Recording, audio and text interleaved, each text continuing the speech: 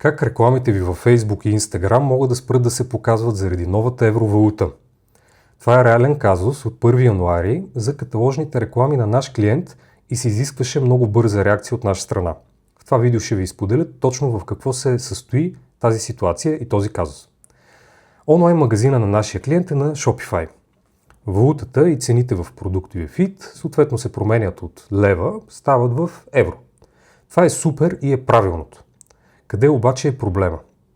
Ако ви имате продуктосет в мета, който е с филтри на цената в лева, например, всички продукти, които са с цена над 10 лева, то след обновлението на продуктовия фид да стане в евро, нито един продукт няма да отговаря на това условие цената да е над 10 лева, просто защото вече цените са в евро.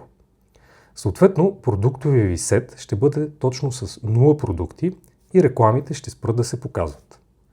Това, което трябва да се направи е следното.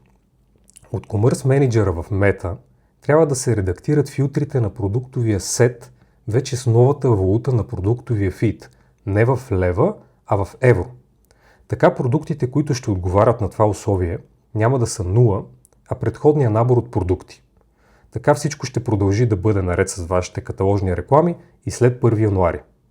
Надявам се да съм ви бил полезен и ви пожелавам успех както с бизнеса, така и с новата 2026 година. Чао от мен!